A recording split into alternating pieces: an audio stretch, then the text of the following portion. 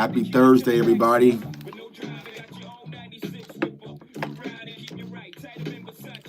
Now you gotta watch your friends, you gotta watch me. Crack for bank, they try me. Only get you 50 cent francs. Put pies from the feathers to telly, turkey on the belly. No question, got my black chicks in between my sheets. Then essence, they say sex is the weapon. So when I shoot, he's dead left for 8 seconds. Afterlife. Ain't no like the one I got. No one can treat you better. What's up? What's up? What's up? What's up? Hopefully y'all having a good one, man. In here vibing on a Thursday, locking in some bets, just chilling. Figured I'd go live for a little bit. Sadiqa, what's going on? Sadiqa Charles, my sis, not the offensive lineman. You know what I'm saying? Not the offensive lineman. Got my sis in the building. Clemente, what's going on with you, bro? Vibing, man. I am feeling good today, man. I am having a great day. Got up early, knocked out my workout. Yeah, made some money in the market. What's going on with you? Hallelujah. Salute, salute, salute. And then my baby girl is on her way from college. She's coming home. So Mama Tuck is on her way. She's driving down. So it's gonna be good, man. I'm excited to have my family like back together. You know what I'm saying? Because when your kids get older, parents live in different locations. Like you never really get the opportunity to be around like your family all together. You see what I'm saying? So Mama Tuck's on her way. My baby girl's flying back in from college. She's coming home. So I've been upstairs scrubbing, getting her room ready for her. So yeah, we're excited, man. We're gonna chill out this weekend. Probably, I don't know. She wants pizza, you know what I'm saying? Dad's not trying to eat no pizza, but I'm getting my kiddos pizza tonight. Watch Daredevil again. Daredevil's amazing. So yeah, we just vibing in good spirits, man. I just dropped the Sadiqa Charles film session. Now, we're going to have, let me turn this down. Turn this down, right. We're going to have Honesty Hour, right? Honesty Hour. We need your song as the intro. Got to cue it up for next show. I'm getting it queued up as we speak, actually. I'm playing a little roulette right now, but I'm going to cue that up. So my song will be the intro moving forward. But I want to take y'all through a quick little journey, right? And I'm going to tie this in. But y'all know how we do when we kind of go improv live, just kind of talk a little bit. But, back when I was in college, I used to love playing Madden, right? That's all we did when we played on the football team. We played Madden. And so there was a teammate of mine, salute to Sco, man. Seville Sco, he was our running back. And salute to Sco, I actually hung out here with him at the Super Bowl the past 2 years. So that's my dog, right? But there was a massive shift in Madden. And all of a sudden, out of the blue, Seville just started beating everyone's ass in Madden. And it just didn't make sense. Like, we played the game nonstop, but he was beating people bad, like 30, 40, 30, 40, 30, 40. And I'm just like, Seville couldn't have gotten that good at Madden, right? And so probably about 2 or 3 months had passed after Seville was just dominating Madden. My teammate Howard, salute to Howard Q, he's from Mississippi, man. He came to me and said, Tuck Money. He was from Mississippi, so he talked like King of the Hill. He said, Tuck, man, I figured out what Seville is doing. And I was just like, what do you mean? So like back then, we didn't have like YouTube and internet and all that stuff. So if you wanted like Madden stuff, you had to like buy those books. Old school people remember like those Madden books they used to sell at the gaming store, right? So that's all we really had. But Howard had did some research and he figured out that Seville was glitching the system, right? He had some nano blitz that he figured out early that a lot of us didn't know. So a lot of us just logged on Madden, booted up with our favorite team, went out there to go play straight up. But in the meantime, Seville was out there glitching, right? Glitching the game, running all these nano blitzes, right? And so he said, yo, this is what we're going to do. We're going to set him up because Seville was taking all of our money. He says, yo, I'm going to invite Seville over to the crib. I am going to play him in Madden. He is going to beat me. But what I want you to do, Tuck, is bet him $300 and he won't be able to resist, right? And I was like, all right, bro. So Howard showed me how to counter all the glitches that Seville was doing, right? So him and Howard play Madden. He beats like Howard like 45 to like 10, something crazy, running this glitch offense, running this glitch defense, right? And I was just sitting back like, yo, bro, you trash, dog. Like, you trash. I'll beat you. I'll beat you, dog. I'll beat you. You trash, right? And he was like, well, bet something. I was like, what you want to bet? 50? I was like, man, 50 is too light. Let's bet 100. He was like, 100 is light. I'm like, well, let's bet 300, right? He was like, bet. So we end up going to the ATMs. Back then, we didn't have $300 in cash on us, right? So I go to my ATM, go to his ATM. Howard calls up the team like, yo, Tuck and Seville about to play Madden for $300, straight up, right? So I remember he was on offense first, all right? Stick with me. He was on offense first, and he was driving up the field, and then all of a sudden, he fumbled. I used to play with the Jets, right? I used to play with Jets and Chad Pennington, right? So he fumbled. Scooped the fumble. I got it back, right? So I'm on offense. I'm picking up my offense, and I see him go into this nano blitz that was unstoppable to block, but I knew how to counter it. Right? So you go into a 5-wide set, you audible to a compressed set, and it would glitch out that nano blitz, and your wide receivers would run wide open. Did that, boom, touchdown.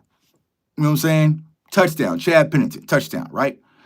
So then he's getting a little nervous. He drives down, holds with a field goal. The very next play, I come down, come out 5 wide, audible into a compressed set, man wide open, shrieking down the field because his computer was glitching out, right? So I countered his glitch with my glitch. You see what I'm saying? And he was nervous. Long story short, I blew him out like 65 to like 3. Like, I beat the shit out of Seville, right? So what am I getting at, Tuck?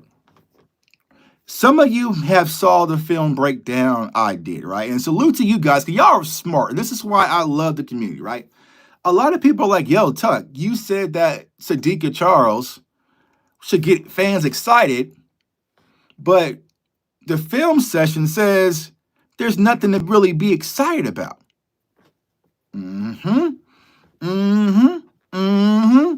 Y'all smart. You're smart, right? So what is happening not only in our community, but the YouTube community, people are nano glitching the YouTube algorithm. And so while some of us are trying to just go out there and play the game right way, there are some people out there, not just in the Cowboys community, but also in other communities, who are nano blitzing and glitching out the algorithm. And that's why it's being pushed crazy versus the real content is being stagnant, right? So I've known this for a while, but it's just like, am I going to do it? So this morning I was talking to Rome and DMV, also talked to Boss Cover 3, and I said, you know what? Let's nano blitz today. Let's game the system and see what works, right? So what did I do? I went to ChatGPT AI. Hey, I want to do a film session on offensive lineman Sadiqa Charles. Create me 20 YouTube titles that will keep Cowboys fans engaged. Give me 20. Give me a whole list of them, right? Boom. Gave me the title. What should I put in the thumbnail, ChatGPT? You should do this. Did it, right? Did the film session, dropped the video, and now it's moving at a more rapid pace than even my Elijah Roberts film session where I just talked about the facts, right? So what I'm trying to explain to y'all, is there's a lot of nano glitching, right? And it's like, yo, I've been telling everybody in the community, listen, if people are going to game the system and be clickbaiting and doing a whole bunch of shit, yes, we can try to fight it the right way, but it's not going to work. Play ball. If you're playing Madden and I'm playing you in Madden and you're cheating and glitching, I'm not going to try to play fair. I'm going to cheat and glitch too, right? So I'm going to start cheating and glitching. Now, you guys are smart enough to know, all right, if Tuck is saying this, let me listen to what he's actually saying in the analysis, right? And really get what's real. But right now, what people are doing is just glitching the system and telling Cowboys fans, whatever they want to hear in the title and delivering a bunch of bullshit. Well, two can play that game. I got a controller. You know what I'm saying? So when it comes to Sadiqa Charles, decent player. You know, there was rumors that he quit. You know, all sorts of stuff. You know, he has the guard build. You know, but nothing too crazy. Nothing too crazy to be excited about when it comes to Sadiqa Charles. But there's going to be people who will nano blitz you and Madden glitch you and tell you the Dallas Cowboys got a steal again in free agency and we don't need to draft offensive line at all. We're good. Nano glitching. Nano blitzing. Blitzing. You know what I'm saying? For those of you playing Madden, you guys know when you play someone who's nano blitzing, right? Double leg gap, they all line up and the offensive lineman dumb out and someone's wide open and gets the sack, strip, fumble, right? That's what people are running. So it's like, you know what? Let's start glitching back. Let's start glitching back and make the grounds even, right? So, you know, there might be a lot of titles that you guys see from this channel. I might just do it for a month because I'm bored, where it's kind of just like, yo, what is Tuck talking about? You know? But shit, if there's no more integrity in our community, why do I have to play by the rules? Why do I have to be, you know what I'm saying, Mr. Standard? Absolutely not. If no one gives a fuck about the community anymore, then I don't care about the community anymore. You know what I'm saying? I don't care. I don't care. I just saw a comment pop up on YouTube saying, yeah, every free agency acquisition that the Cowboys get, we should be excited about. Yeah, whatever. This is fake. Exactly. But y'all let other people in the community do that bullshit, then I'm going to do it too. I'm going to do it too. I am going to fight fire with fire. So, what's up, Darnell? What's going on with you, dog? So yeah, we're going to play. If people are going to cheat the system, lie and manipulate, give every acquisition that the Cowboys get a B or a B plus just to get people to click on it, I'm not trying to play ball the right way. I'm a nano blitz too. Every draft pick an A fucking plus. You know what I'm saying? Every draft pick we get here in 2 weeks is going to be an A plus. Why not? Why not? Everyone else is going to do it. Everyone else is going to do it and tell y'all the Cowboys got the steal of the draft no matter who we got. It could be Mikael Williams. It could be Will Johnson. It can be whoever. I guarantee you there's going to be a large portion of the community that's going to lie to y'all and tell y'all we got the steal of the draft. Zero integrity anymore. You know what I'm saying? Zero integrity anymore. So why do I have to play with integrity? You know what I'm saying? If you cheat, I cheat. We all cheat. How about that? And then we'll see what happens once the community is left a shitstorm. All right? So cheat the system, right? So upcoming content creators, don't do it the right way. Cheat the system. Go to ChatGPT. Ask ChatGPT to give you 20 clickbaiting titles.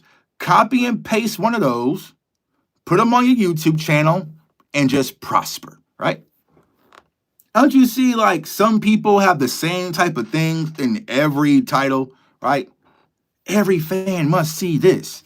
Every guy must see this. Every must know this. And now, with this, like the Eagles community, they're doing a lot too. It's just like, wow, blah, blah, blah. It's like, bro, stop over sensationalize every damn thing. Wow, the Eagles just got it. Wow, the Cowboys just got an offensive lineman. Could this be the future superstar for the Dallas Cowboys? Bro, you know what I'm saying? It says, ChatGPT told me to cuss out people who disagree with me just like Attack on Cowboys.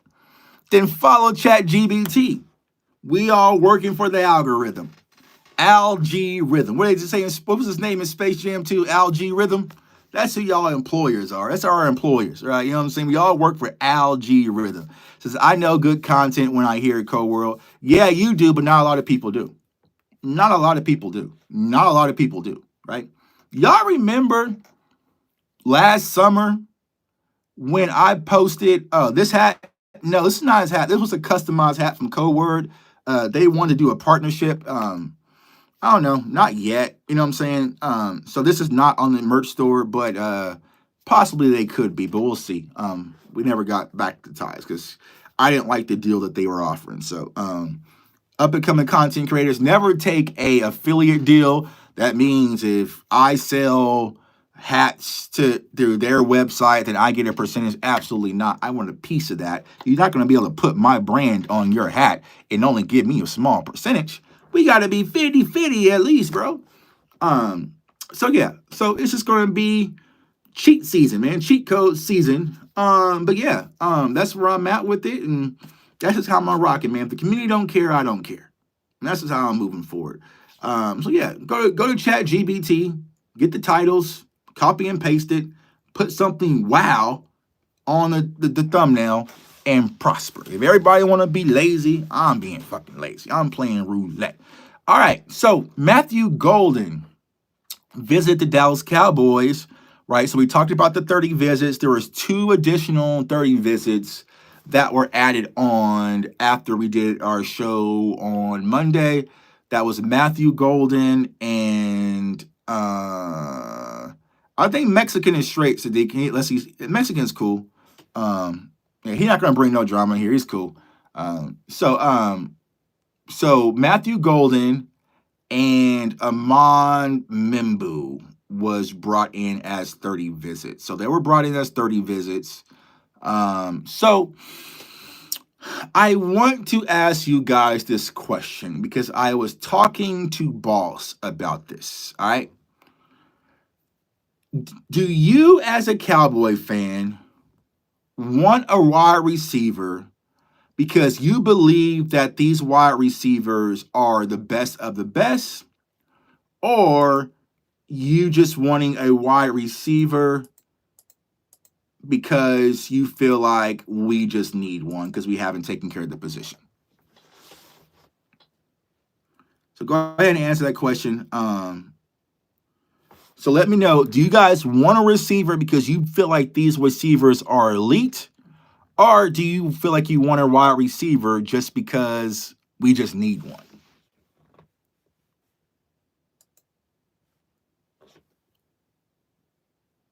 My dealer on. Need one. Need one. Need one. Two, because of how still our passing offense was. Need one, need one, need one. So yeah, I think I agree with you guys. Right, hold up 1 second. I'm not gonna let you guys trick me off my roulette this year. You know what I'm saying? Or this tonight. You know what I'm saying today. Um, I'm focused on this one. I'm focused this time. All right, hold up. Let me make sure I got my live stats there. All right. So yeah, I feel like we are wanting a wide receiver because we just need one. You know what I'm saying? Just because we need one. So let me take a look here. I'm gonna ask you guys this quick question. 2024. All right. My internet has been bugging today. I'm not sure what's going on. I probably need to refresh. All right. So let me ask you guys this. All right. So is Tet? Let's start with Tet. All right. Is Tet better than Malik Neighbors? Let me know.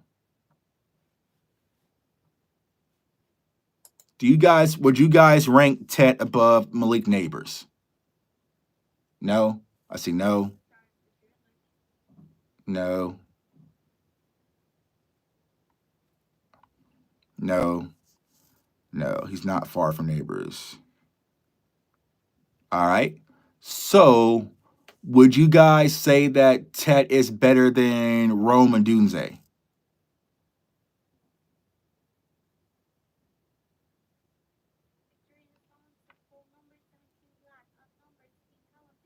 What the hell happened?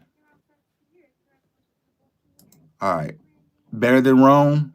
No. No. No. All right. So let's keep going. Would you say that he is better than, let's see, who's going to go down this list? Is he better than Brian Thomas Jr.?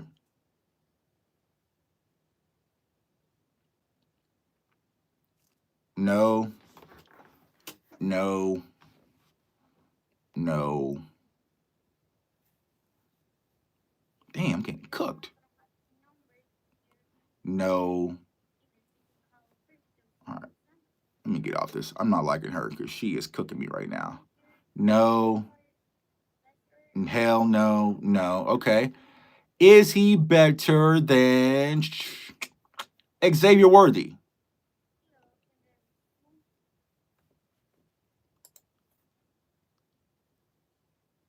You say he's better than Xavier Worthy. Yes, yes, yes, yes, yes, yes, yes. So a lot of people kinda, it really didn't take you guys to get to a consensus yes until we got to Xavier Worthy when he was at 28. All right. So, all right, that's just Mac, right? That's just Mac right there. Okay. Hold on, let me close. That's just Mac. All right. So, boom, once again, let's do that with Matthew Golden. Would you say Matthew Golden is better than Neighbors? I would probably say no. Right? Would you say he's better than Rome Duze? I would probably say no. Brian Thomas? No. Xavier Worthy? I feel like Xavier Worthy at Texas was a lot. You know what I'm saying? I feel like Worthy at Texas was better, right? So then you're getting up to Ricky Pearsall, who 49ers took at 31, right? So what am I getting at? We can run that list with Luther Burton, this, right? We can continue to play this game all day, right? But I feel like this wide receiver class isn't the best of the best. I feel like we're taking these wide receivers, or why fans and myself included is pushing for wide receiver, because once again, we are going to the grocery store hungry. And we have this massive hole. What's up, big game? What's up with you, dog? Right? I feel like the only reason we are talking wide receiver is because the Dallas Cowboys did not handle business once again in free agency. And I think that's kind of one of my concerns is, are we wanting these guys because they're elite or the best of the best, or is it because we just ain't got shit at the position? You see what I'm saying? So I feel like with a lot of positions, once again, this is why I wish I would have set this up big so you could jumped on with me. I don't know if I can change it. I can't change it now. Oh, green screen, gross. Turn that off. Ugh. Only people who do green screens is the ones that have stuff to let me shut up, shut up. I feel like the only reason we're pushing for wide receiver is because we didn't address it, right? I feel like the only reason some of us are pushing for running back because we feel like we didn't address it. We're pushing for, guard because we didn't address it, right? So it's like, once again, there was so many people saying that the Cowboys was moving different and doing different. Oh shit, I forgot Marvin Harrison Jr. Duh. Yeah. Yeah. So Marvin Harrison, I would say, is better, right? Malik Neighbors, better than Ted. I would probably put Rome above Ted. I damn sure would have Brock Bowers before Ted. I would have Brian Thomas before Ted. And then Xavier Worthy. You know what I'm saying? So once again, we are just going to the grocery store hungry and just trying to fill a void. And that's why we're arguing so many people, right? Whether it's Matthew Golden or whether you're Team T-Mac or whether you're Luther Burton or whether you're Emeka Ibuka, that is why we're all over the place, because we just need somebody that's an upgrade, right? And that is because the Dallas Cowboys didn't go out there and handle business. I feel like if we would have went and got like a Keenan Allen, or we'd have brought a Mari Cooper back or something like that, we would have been like, okay, we got it. You know what I'm saying? Now we kind of just focus on wide receiver 3 or something like that. But we didn't take care of it, y'all. So now we're pressing. And I feel like we are kind of going into the draft like we did 2 years ago, right? That's 2 years ago here in Kansas City when we got Mozzie. We just had a hole. We needed defensive tackle. And it was just like, all right, was Mozzie the best of the best? Absolutely not. But we just got Mozzie because we need a defensive tackle. You see what I'm saying? And so it limits you. It limits you. And I feel like when we're 2 weeks from the draft, we have these massive holes, y'all. And I feel like I wouldn't say that even if Mac is available, he's the best of the best, but it's just we need a wide receiver too. You see what I'm saying? So that is where I'm at when it comes to these wide receivers. Now, I think these guys are good, but if you were to put them up against last year's class, they would be back of the pack. I'm sorry to tell you guys this. Mac would be at the back of the pack, right? He would if Brian Thomas went 23rd, then Mac will probably be around 24, 25, right? Luther Burton would probably be second round. Emeka would be second round, right? Matthew Golden would be second round, even with the 4.2 speed. You see what I'm saying? Because look at Xavier Worthy set the record when it comes to the 40, and he still went 28. You see what I'm saying? So I just feel like we're in a situation where, yes, do we need a wide receiver too? Yeah, but that's the only reason why is because the Dallas Cowboys didn't handle business and take care of it in free agency. If we would have went and got Cooper Kupp, none of us would have been talking about wide receiver, right? If we would have signed Keenan Allen, we'd have we don't need to go wide receiver right now. We're good. Let's go offensive line or go running back or go defense or something else. You see what I'm saying? So it's just at a situation, y'all, where I'm getting worried about this draft is because we have so many holes and they are looking to fill these holes with rookies once again. You know? And their priority is, like I was saying in the film session today, they are treating free agency like a supplemental draft, right? And what do I mean by that? They're getting young guys who had the mold and had potential to bring them in, and maybe there is some upside potential. You see what I'm saying? Because like I said, when you look at Sadiq Charles, right? He's only, 23, 24? So he's still fairly young, right? A lot of these guys, Kyer Elam, are still fairly young. So these are almost like 5th round draft picks, Mingo, right? A lot of guys who are young but didn't work out already, and maybe you can mold them for upside. So we're almost having 2 drafts in the same year. And that's scary, y'all. And that is extremely scary, where you're just banking off a bunch of young guys. And here is the biggest gamble that the Dallas Cowboys are making. The Dallas Cowboys better be damn sure that you have the coaching staff that you think that you have. He's 25, right? 24, 25. Yeah, so he's younger than Schoonmaker, right? So the Dallas Cowboys better make sure that they have the coaching staff that they think that they do. They can just coach these guys up. You know, that we can take this guy who damn near quit football and Sadiq Charles and this and that and coach him up. That's what we are gambling our season on, of a bunch of projects that we can coach up. That's it. That's it. That is what we are riding this season on, is a bunch of coached up guys. Lance should have treated Mingo like prime Dez Bryant week 18 so that we could get a feel better for our wide receivers.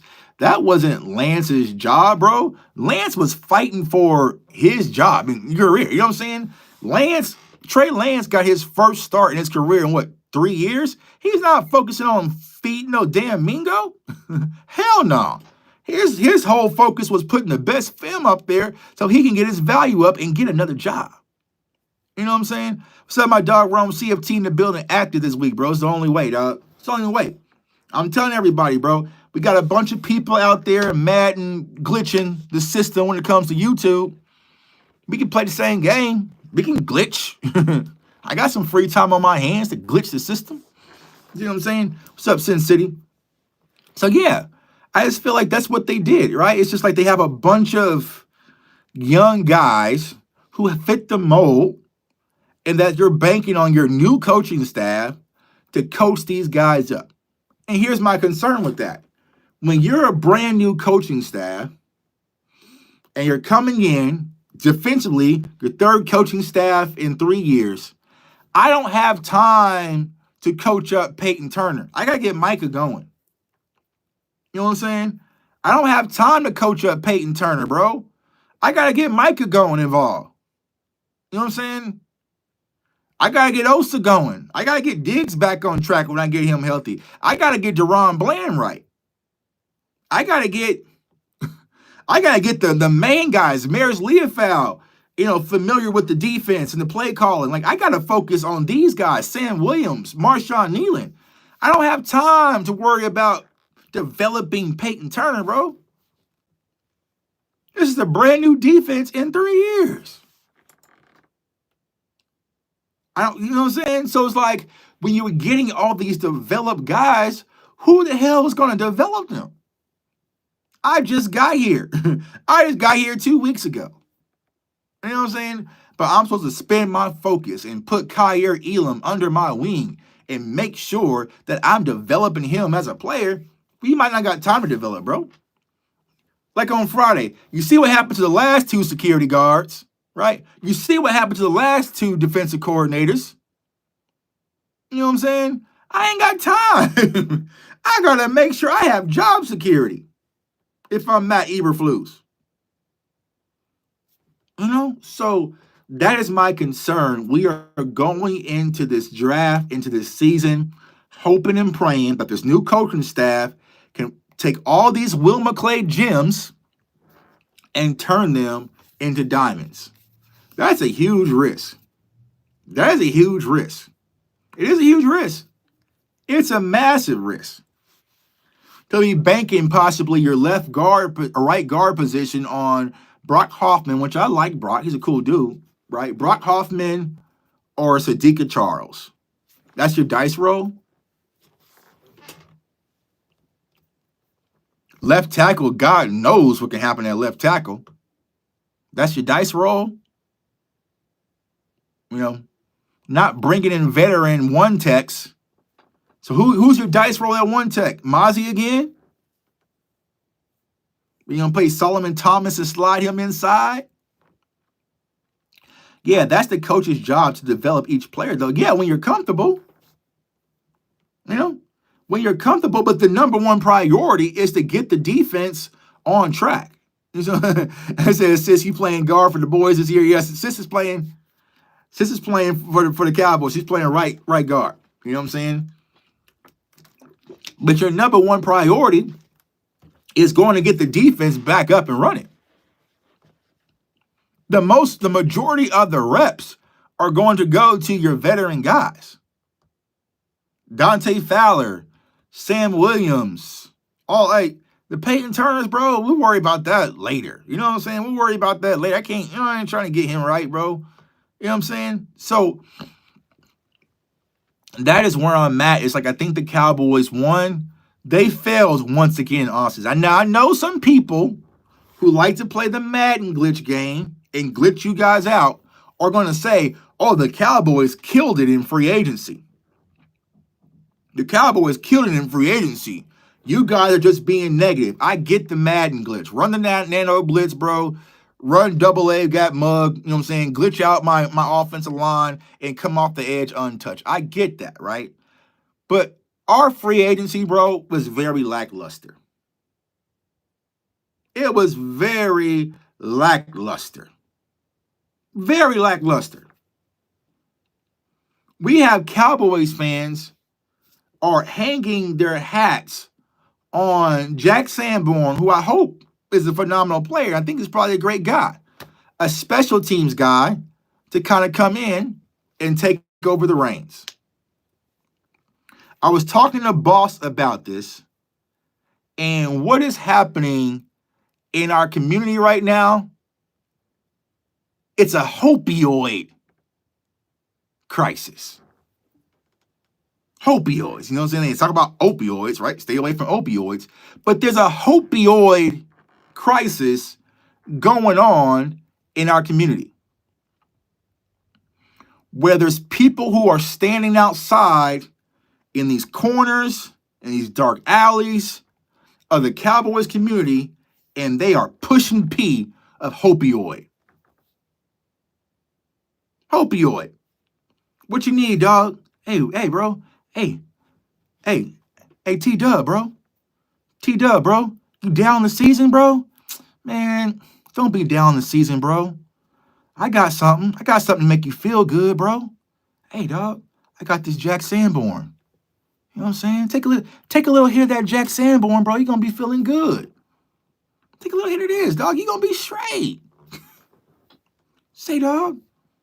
Hey, you not excited about the season, bro? You sound a little sad. Shit, I got this Sadiqa Charles, bro. You ain't even heard of this, bro. Got it straight from Cali. Got this Sadiqa Charles. Take a hit of this. They are selling opioid crisis in our community. And they slanging it. They are slanging it like Big Meech. They are Big Meech and BMFing opioid to the community. To the point where I have not yet really heard people in the community be like, yo, that's just a camp body. You know what I'm saying? We can't say nobody's a camp body no more. Oh, no. Big Game James, you better not say so-and-so's a camp body. That's your ass. You know what I'm saying? It's a opioid crisis. Whatever you need to cheer you up, you know what I'm saying? Whatever you need to cheer you up, I got it. I got it, bro. I got it. What do you need? You down on the season? Are you down on the season? Are you down on the season, Cowboys Nation? You know what I'm saying? Are you down on the season? Are you down? Yeah, don't worry. I got you. Yeah. Hey, whatever you need, Cowboys Nation. Yeah. I'm your pusher man. Slanging opioids to the community. Yeah. That's all people are doing. They're out there just selling y'all opioids. Y'all know the words. Hey. Yeah. I'm your pusher man. Yeah. That's all they doing is pushing opioid pills, pushing P. Pusha P, Pusha T. I'm gonna start calling myself Pusha T, and I'm gonna stand on these cowboy alleys and sell y'all opioids. Appreciate you cooking with the blue magic on Cry, Jay Pusha. Appreciate the super chat, dog. That's what they doing. They are slanging it, bro. They are chopping it up, stepping on the game, stepping on everything, bro, and selling y'all opioids. And Cowboys fans are like addicts lined up, buying it. Hey, man.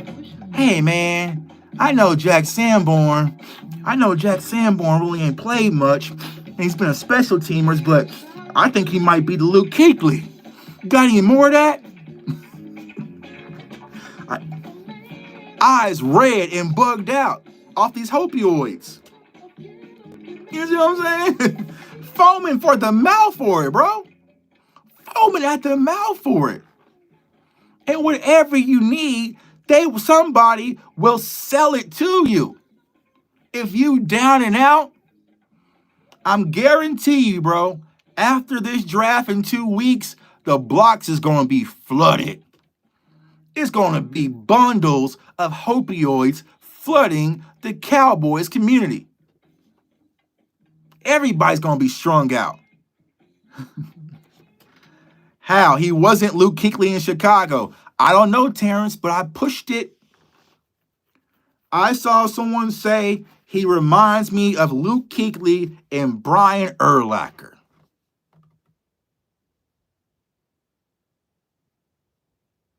They said he reminds me a lot of Luke Kuechly and Brian Urlacher. Why? Because he's white and he plays linebacker. Besides that, that's all I got for y'all. Exactly, bro. And exactly, Brian Urlacher and Luke Kuechly. You can't even make that mix on Madden. You can't even make it on Madden. If I went to Madden, create a superstar, and I tried to build a linebacker that's a mix between Luke Kuechly and Brian Urlacher, it would not even let me make it on the game. Can't even do it on Madden. You see what I'm saying? Been getting a lot of Sean Lee in our community. So Luke Kuechly to Brian Urlacher to Sean Lee. That's wild, bro. That is wild. But people are selling opioids to the community. And they don't care if you bugged out as long as they get that almighty dollar, dog. That's crazy that a special teamer is going from Sean Lee comparisons, Luke Kuechly, and Brian Urlacher comparisons. That is wild, bro. That is wild. I mean, he's white. That's all. He's white and plays linebacker. That's all I got for y'all. You see what I'm saying? What? Bro said Mingo being comped to A.J. Brown is crazy work too.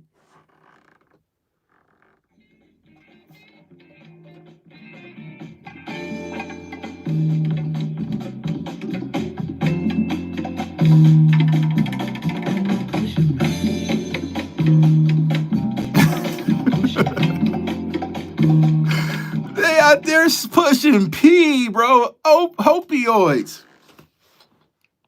It's wild. It's sad to see, though.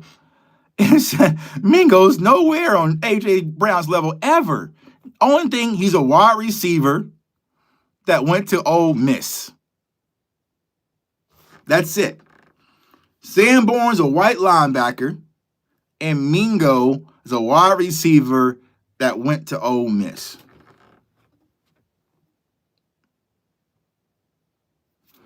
I don't know, y'all. I don't know. I don't know, y'all. Oh, crank it back up, bro. Hey, we gonna make that the new sound effect, bro. Tell you whatever you need, bro. If you down and out and you need some opioids, I'ma slang it to you. I'ma sell it to you. If you a Cowboys fan and you just hate Micah for whatever reason, shit, I'ma sell it to you. You know what I'm saying, bro? What you need? Hate Mike McCarthy? Shit, I'll sell it to you. Unsure about Brian Schottenheimer? Shit, I'm gonna sell it to you. Don't upset with the Cowboys free agency and not doing nothing again. Don't worry, bro. I'm gonna sell you something to get you excited, bro. Whatever you need, I got you. I'm your pusher man. You know what I'm saying? Those Facebook Cowboys fans are starting to seep into Twitter. Oh God. Oh my God. Right? Oh my God. Now if you want some people to sell and push to, go to Facebook. Go to Facebook. That's a trap spot. Facebook is the ultimate trap spot, bro. We can cash out on Facebook. Y'all remember last summer when College Football 25 came out and I made the graphic. Now, everybody was doing it, right? But I made the graphic that I was going to be the head football coach of Wichita State football, do you know how many people reached out to me, congratulated me about the new job of being a head coach of the Wichita State football team? Do you know that I had the local newspaper in Wichita, Kansas, reach out to me and want to interview me about becoming the head coach of Wichita State football? And if any of you guys know, Wichita State doesn't even have a fucking football team and haven't had it in almost 50 years. But there was so many people just saw it. Congrats, Tuck. Congrats, Tuck. Congrats, bro. Congrats. Congrats. It's actually in if you go through our YouTube community, it's there. Hold on. Y'all think I'm lying. See, y'all think I'm lying. Y'all think that I'm lying. Y'all, hold on. Let me pull up my Instagram. Let me pull up my Instagram real quick, and I will show you guys if I'm lying. I'm lying. Hold on. Let me see. How do I get to my gram from here? All right. Hold on. Bro, numerous people, tons of people. The Wichita newspaper reached out to me for an interview. Oh, damn, my computer's not working. Hold on. I'm going to get it pulled up here. Hold on. Crazy. My switch from the Cheese Kingdom. Oh, bro, it was? Did they write about that? See, I didn't even know that, bro. From me switching to being a Chiefs fan, for the Cowboys fans with Chiefs fans. Crazy. All I did was copy and paste to someone else's stuff from Twitter because another dude already wrote that. You see what I'm saying? My Instagram, my internet's messed up. I gotta go get this fixed. But if I get my gram pulled up here, I'll let you guys know. But dead ass, right? Y'all remember when I was joking and I posted a graphic of me as a Dallas Cowboys free agency signing, and I said former football player / football analyst Jay Tuck has been signed to free agency for the Dallas Cowboys, right? Joking, just playing around, just bullshitting. There was so many people who were commenting on that post that the Dallas Cowboys signed a former flag football champion in Jay Tuck in free agency. All on Facebook, going crazy. On Instagram, going crazy.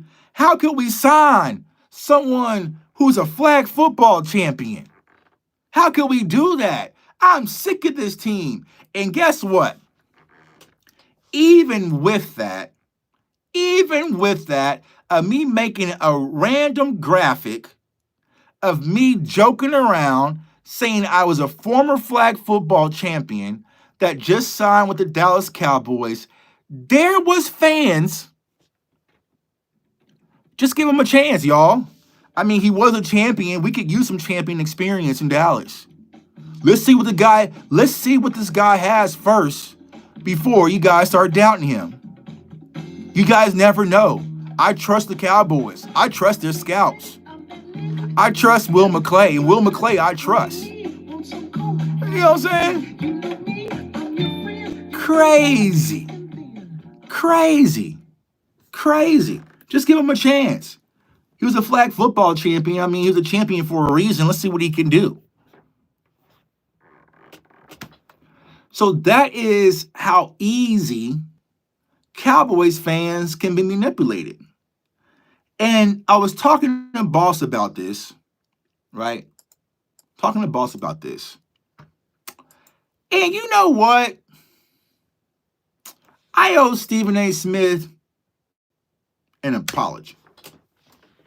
Stephen A. Smith, if you're watching, probably not, right? Stephen A. Smith, I owe you an apology because you always say Dallas Cowboys fans, every year, they believe it's their year, and they're so delusional, so delusional.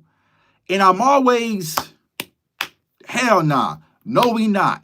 Nobody's saying this. Nobody's saying that. Stephen A. Smith, you're making that up, bro. No Cowboys fan is that delusional that we feel like. But who I'm speaking about a small circle of us who is not delusional, who's not saying next year is our year. That is a small circle of us. You know what I'm saying? The masses, the people who run and damn near storm over each other every game to get to the standing room, right?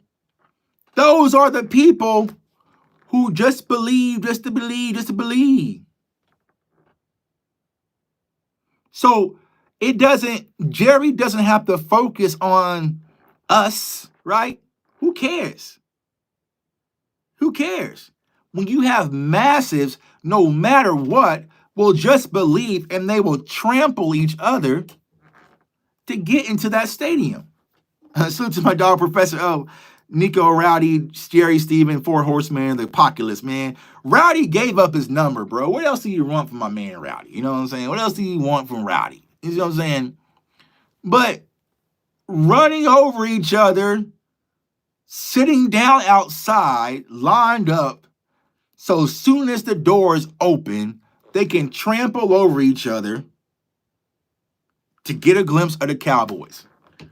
Jerry Jones could care less about the 30,000 J Tuck followers. Psh, light work. Right. Who cares? Right. So it's just like, yo, when you have a massive core of this fan base that can be manipulated, that's who the focus is on. That's who the focus is on. You see what I'm saying? Demo snatch Rowdy's chain. You know what I'm saying? That's who the focus is on. That's the money makers. That is the money makers. It's not us. Jerry could care less about us, y'all. But those people out there, those Facebookers, those Reddits, if y'all think Facebook is bad, go on Reddit, dog. Reddit is the goddamn zombie apocalypse, y'all.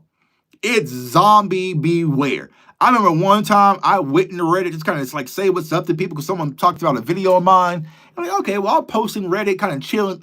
Hell no. Hell no, bro. I was in Reddit for probably about 30 minutes. Brain, blah, blah, brain. I said, oh no, get me the hell up out of here. Hey, appreciate you for posting the video, big dog. If you want to talk to me, come over here on CFO Sports. Yeah, James, bro. Reddit's the black hole, dog. You go on Reddit? You go on Reddit, bro? Oh, it's good luck. Good luck, bro. If you make it out, if you go into Reddit and you make it out alive, the Cowboys Reddit, you done been to the depths of hell, bro. You done been way down in the jungle deep that you went to Reddit and lived to tell someone about it. You know what I'm saying? It's bad. It is bad because everyone gets fake identities and fake stuff. You know what I'm saying? So then it's even worse. You know what I'm saying? Reddit is the depths of hell when it comes to the Cowboys community. You know what I'm saying? But it just is what it is. And see, like, I think someone just said it. They messed up because they forced us to get educated. Exactly. Exactly. Exactly. What happened was there was a shift of Cowboys fans who kind of snapped out of it and said, that ain't right. That is not right, right? And I always tell about the transition moment for me, right? The transition moment that happened for me, right? I remember it was 2017, Zeke's second year. I was just like y'all, just following Cowboys people on social media, Twitter, whatnot, right? And no knock to Mike Fisher, right? But Mike Fisher was reporting on the Zeke trial, right? And the one thing I cared about the most was Was Zeke going to be able to play versus Kansas City? Because I wanted to beat the damn Chiefs. You know what I'm saying? That's back when the Chiefs were kind of beatable. You know what I'm saying? But all I care about was Zeke going to be back to play for the Chiefs? Was he going to be suspended or not, right? So I was following Mike Fisher. Mike Fisher was telling all the story, blah, blah, blah, blah, blah, blah, blah, right? But my homegirl, Mighty, salute to Mighty, Sarah, man, she's phenomenal, right? She's been one of my day ones. She went to law school at the University of Syracuse. And what she was doing, just as a Cowboys fan, she was breaking down the Zeke case and whatever, line by line, fact by fact, and she was redlining and carving everything up. And so the way that she was breaking down the case compared to our media, I was getting more educated from Mighty, who was just a college student in law school at the University of Syracuse. I was getting every detail. And so I remember I asked Fish. And I was like, yo, Fish, is Zeke playing versus the Chiefs? He was like, there's no chance in hell he's going to play. He will be suspended. You need to stop asking this question because he's gone. Just deal with it. We need to move on. But then Mighty was saying, no, Tuck, there's a chance that he can play versus the Chiefs because when you look at the case and the dateline, there's still time to handle it and they can extend it for at least another week or two, right? And then what was announced? Zeke was not suspended and he was going to play versus Kansas City. And I remember I hit Mike Fisher with the emoji or something like that. He called me a slap dick, blocked me or whatever. And that's how the whole Mike Fisher thing began. So the whole Mike Fisher thing began before I was even a content creator, right?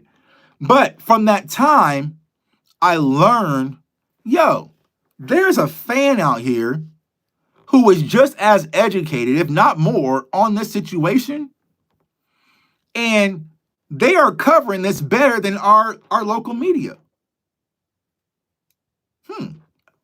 So is there more?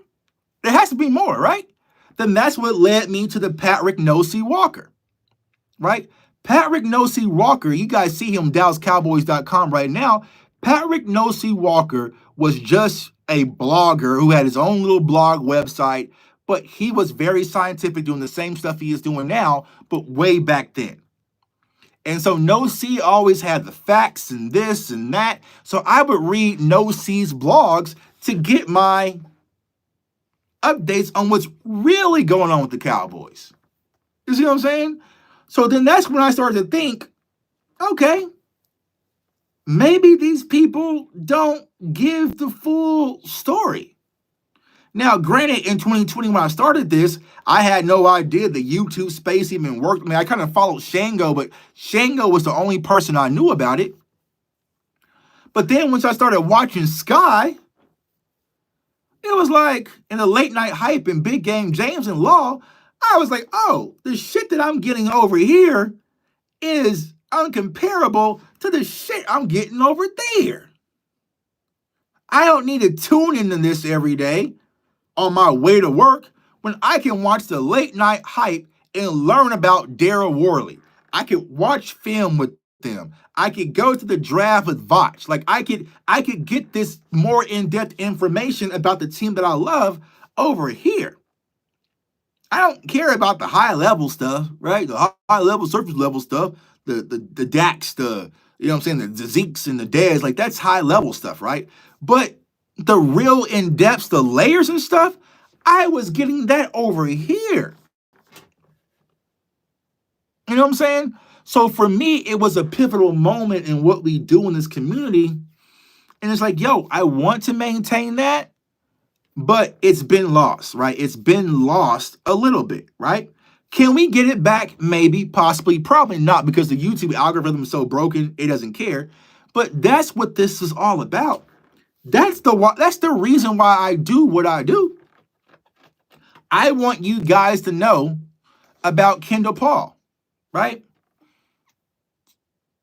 Because when I was talking about Kendall Paul, nobody cared. Nobody cared about Kendall Paul. Now, everyone loves him. He's everyone's favorite now because he ran a 4.2. You see what I'm saying? So I do that for the community. Professor O built this whole big ass database for the community for free. Don't charge you anything, not even $1. You know what I'm saying? You guys should cash out Professor O for that. But he did it just for the love of the community. And you guys are getting more insight just by clicking that link than you probably can get from watching our local or national media cover the draft. So it's just one of those things, y'all, where it's like, yo, what are we doing? What are we doing? What are we doing? But we can't save everybody, right? We can't save everybody. But see, I was asked, all right, Tuck, why don't you do you and just let other people do them, right? And that's a very good question. But once again, going back to what I was saying when I first started this show, right? With the glitching and the clickbaiting and the thumbnails and the AIs and the chat GBTs and all that stuff, right? What happens is people mistake numbers for value and also influence, right? So that's what happens. So people will sit back. If you look at my channel at 18,000, we're almost 19, salute to y'all, right? And then you see someone with 45,000, you automatically say, oh, well, the guy with 45,000, well, not you guys, but the outside consumers will say, well, the guy with 45,000, he must know more football and it must be better content than this guy down here. Not knowing this guy up here could have paid for views. Maybe this guy uses AI. Maybe this guy or girl, right? You know what I'm saying? Make it neutral, right? Uses all sorts of manipulation. Maybe this person knows SEO tactics and secrets that this person doesn't use. Maybe this person takes and posts 9 videos a day. And this person only, but it doesn't mean that there's this big variable, right? But the thing is, once you even the playing field, that's when you really see the difference. You see what I'm saying? And that's why you really don't see these people that do these tactics doing shows with these people. You see what I'm saying? Because they know, you know what I'm saying? And y'all know. You know what I'm saying? Y'all know. Y'all know. I mean, y'all not dumb. Y'all know when it's draft time and when it's time to get serious and you guys want to watch film and want to learn, you come to me, you come to JC, you come to DMV, you go to Okoye, you go to Foots, you go to Vach. You know what I'm saying? Y'all know. Y'all know. People know when it's draft time, it's tough time. You know what I'm saying? People just know, right? But when it's time to play, all right, you know what I'm saying? We can play a little bit. We, you know what I'm saying? Play a little bit, you know what I'm saying? But it's like, yeah. So I just think that, you know, we have to even the playing field. So for you guys on this live, you'll know, all right, Tuck is just clickbaiting with the title, but fuck the title. We're talking about, let's listen and see what he's really talking about. Just listen to see what he's really talking about. Like my Jonathan Mingo film, right? My Jonathan Mingo film went crazy because all people saw was the title and people were just commenting. He's no wide receiver 2. We still need to draft a wide receiver 2. Why would you even say he's wide receiver 2? This is wide receiver 2. Are you kidding me? He's not even ready. He hasn't even scored a touchdown. Well, if you watch the film session, I said all that. I said all that. I said all that plus more. Said all that plus more. So he hasn't scored a touchdown. I said he ran out ran out of bounds versus trying to get into the end zone when they're. I said all that, but all people saw was the title and it started reacting. You think Jonathan Mingo's a wide receiver 2? That's why I'm unsubscribing. You think Mingo? So what we're doing to give you guys foresight, we are going to wrap the Bible into comic book covers. That's how we are going to Madden glitch and even the playing field, right? So Some people will see a comic book cover. Ooh, shiny thumbnail. Shiny thumbnail. Ooh, catchy title. That title piques my interest. You know what I'm saying? And they're going to get into the video and realize Tuck is preaching a damn sermon. He preaching a sermon. What is this? What is this, bro? I thought you were going to talk about Micah's shoes. Why are you talking about his pressure and his pass rate success ratio? Oh, man.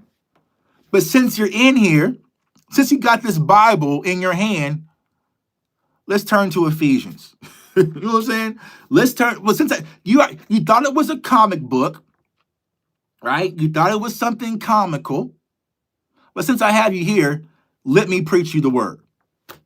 And sometimes you have to do that. You know what I'm saying? My church did that to me, right? My church, Lutheran Nexus Church, right? When they very first started, they had photos of like Michael Vick, it was Lance Armstrong, and like two other people, like I forgot who it was. Like, was it maybe Britney Spears or something like that?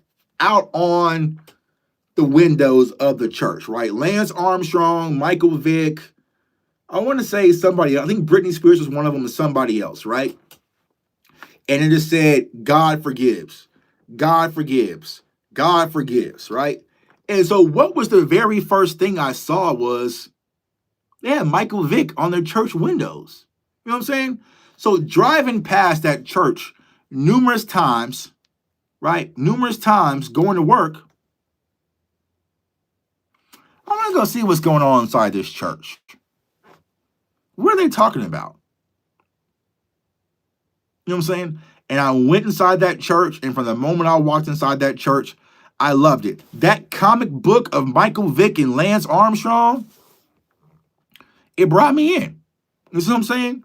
So that's what we have to do now to survive in this YouTube community is wrap the gospel in comic book covers. You see what I'm saying? Because at the end of the day, the SEO stuff, the clickbaiting titles, the thumbnails, we can figure that out. We can figure that out.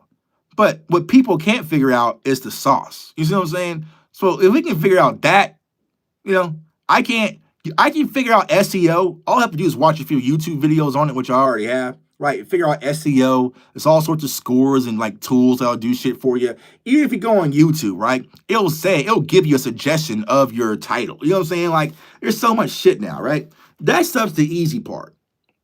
But what people can't figure out is how do you break down film and not sound like a dumbass? That's a little work. It's a little work, right? I'll never forget when Dez was at training camp and made a ridiculous catch. Matt Mosley, Todd Archer, and others reported, and Calvin Watkins tweeted about it. The shoes Dez wore that day and went viral. Bro, that's just what it is, bro. Calvin got all the views and the clicks and didn't even comment on the big play. Just the shoes. Just the shoes, bro. Just the shoes. Oh my God. Were those Jordans? Those Jordans was a real big on church till the preacher F Pop's wife. Well, that's a whole nother story. You know what I'm saying? But yeah. So you're exactly right, O. There's only a small niche of us who really care about the football aspect. There's only a small niche. It's only a very small niche. And you know, we have an inside joke, right? Steal the draft. We know that time is coming. We know that time is coming where it is going to be steal of the draft season. We are 2 weeks away from steal of the draft season. 2 weeks away. 2 weeks away. I remember last year, I told y'all and did the film session on Tyler Guyton before we drafted him.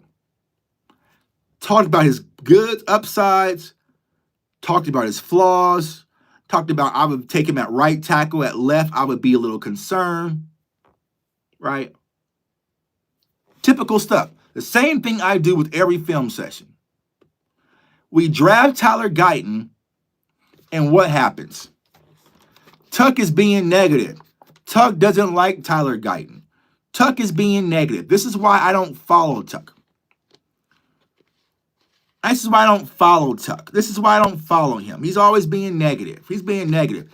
I did the film session on Tyler Guyton before we drafted him. So how was I just being negative? I can't backtrack, right? I can't backtrack and be like, oh my God, we crushed it. We got a steal in left tackle when a week before I said that he's probably going to struggle at left tackle. Now, I will say this, Terrence, seatbelt, he got me, dog. Seatbelt, bro, he got me. He got me, dog. He got me. He got me. I expected him to kind of have a slow play, but I didn't expect Kalen Carson to be that damn bad, y'all. You know what I'm saying? So Voch was flaming Guyton all draft season, right? But what happened? He started to crack under pressure. Because y'all remember what happened, right? Guyton had a few reps versus Micah. Then he played versus Max Crosby and had 2 preseason snaps. Oh, Duke don't miss. Cowboys don't miss. Cowboys did it again. And I was still like, listen, bro, we got the gauntlet. We got the gauntlet. We got the gauntlet. Let's be patient, right? But Kalen Carson, I didn't expect him to be that bad. And funny thing you mentioned that. I was watching his NFL film. It's a night and day difference. It's a night and day difference from what I saw in college and versus what I saw in the league, bro. So I'm not sure if it was a mental thing or what, but he got to come off that 21, whatever it'll be. J Tuck Wizard hat on. Who is your lock to get drafted by the Dallas Cowboys? I don't care what round. Ooh, good question.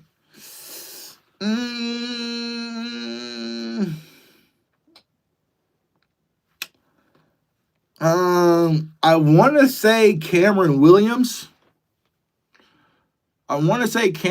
Professor O. Out of Texas, right tackle, size, athleticism, only 21 years old. I want to say Cameron Williams. And I also have a feel for Elijah Roberts. Elijah Roberts kind of gives me a little bit. Elijah Roberts, right? I feel like Elijah Roberts. Yeah, everyone hyped Carson up so hard, and damn, he was, bro. I didn't see it, bro. Like I said, I watched Kalen Carson at Wake Forest. I mean, I saw what he did versus Keon Coleman. Like there was something there. And I feel like we really got a steal. And shit, I was wrong. You know what I'm saying? But here's the thing, bro. I'm not trying to say I'm right on every damn draft pick. Hell no. But here's the thing. Some people, ego gets in the way that they're so about themselves and being right on Twitter is that they want to say they was wrong, right? And what happens is they anchor in on their bias. So let's say, for instance, like Marcus Mosher, right? So to Marcus, that wasn't him watching the live show, right? He hates the idea of drafting Hampton at 12 so bad. Even if we draft Hampton at 12 and Hampton has a Zeke-type year, he's still going to hate the pick and say it was a horrible pick. Why? Because you wrote article after article after article and tweet after tweet after tweet after tweet after tweet after tweet saying it. You can't just say, well, damn, he shut me up. I was wrong. You know what I'm saying? That some people feel like that takes away from their credibility. It's say, damn, bro. Shit, I got that one wrong. Didn't see that one coming. Kalen Carson, I did not see him being that bad. Shit. You know what I'm saying? I didn't see him being that bad. Where it's like, damn, should you even be on the roster? Like, he was bad. You know what I'm saying? So I can say to y'all, I didn't see it. Caught me off guard. I was wrong. See how easy that is? But there was people who hated who hated. Like I said, my biggest regret since I've been doing this was I deleted those tweets off my thread on Twitter. But there were so many people who hated the idea of Micah Parsons being the pick. When he balled out, they said, well, I was talking about linebacker. I wasn't talking about him at edge, right? And he never showed any indication that he could play edge. He did, but whatever. We'll give you that, right? But instead of just saying, damn, Micah Parsons shut me the hell up, it's, I don't like his podcast. We should trade him. We should trade him for more picks. We shouldn't pay him that much. So they just switch their comp. They hide a little bit, and they'll come up. You know what I'm saying? They'll hide a little bit and come up. The Cowboys draft Hampton. It's a horrible pick. Horrible pick. Horrible. He has no agility. He doesn't know how to avoid tackles. The value. Mel Kiper had him, but other consensus boards had him. They're going to be pissed off at Hampton. And when Hampton turns out to be top 4 in rushing and 14 touchdowns, it's going to be like, well, I'm still not paying a running back that much money. You know what I mean? We still could have got, look at what Judkins is doing. We could have still got, versus just saying, damn, I was wrong. It's really easy. It's really easy. It's predetermined hate. You know what I'm saying? It's predetermined hate. You're anchored in on your bias. You're anchored in on your bias so much that it doesn't allow you to even be open to ideas. It doesn't allow flexibility. It doesn't allow you to say, damn, I think the Cowboys should go wide receiver and running back in the first round. But, you know, Boss, Lou, you guys are making a valid point for guard. Just me personally, I wouldn't take it. It's not trash. Nah. Boss don't know football. Lou, bro, did y'all see that picture that Lou posted on Twitter? Lou is much bigger than I think he is on camera, bro. He looked like a big-ass Tyron Smith out there lead blocking in high school. You know what I'm saying? Tuck, I think they take Matthew Golden at 12. I can see it. I can see it. I can really see it. Like I said, I feel like whoever the Cowboys take at 12 is going to be offensive, right? It's going to be offensive, but what position, I don't know. What position, I don't know. I feel like if I'm gauging it, and if I'm going off of, do I still have that? Damn, did I have it? My internet's working. So I had,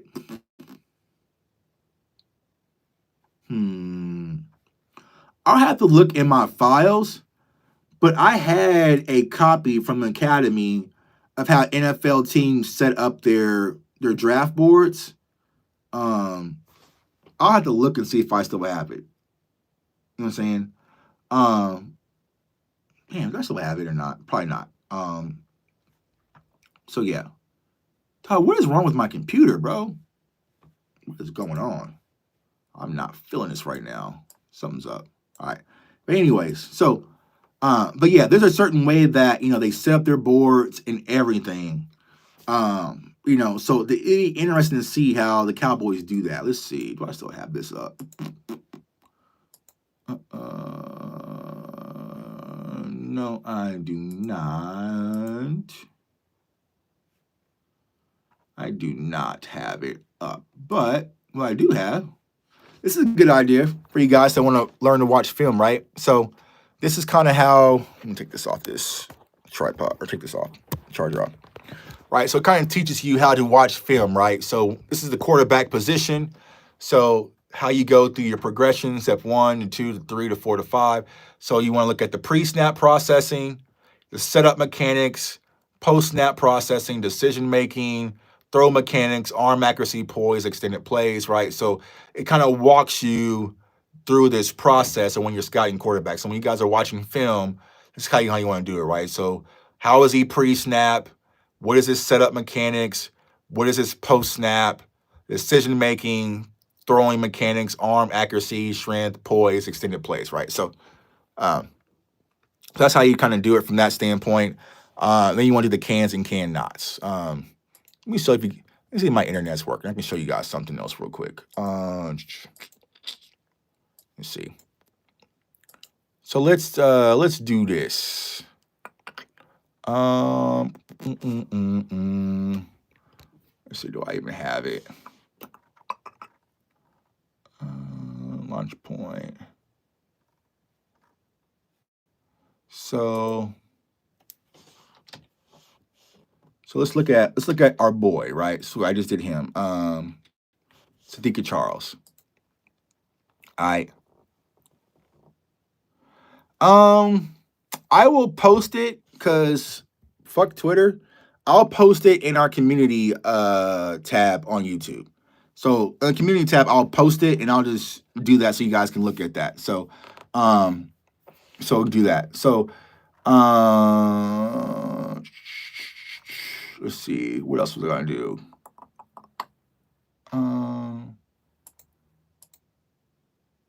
How did I get to that? Oh yeah. All right, so one. All right, so one, there's y'all boy, right? There's Sadiqa Charles, as you guys see. Whole lot of red, once again. Whole lot of red. Whole lot of red. Whole lot of red. Whole lot of red. Whole lot of red. Whole lot of red. Whole lot of red. Y'all see all that red for Sadiqa Charles, right? But someone's gonna lie to y'all. You know what I'm saying? That's a whole lot of red. You know what I'm saying? A whole lot of red. This ain't me making up pass blocking, run blocking, movement rate, all sorts of shit, penalties, right? You know what I'm saying? So that's that, right?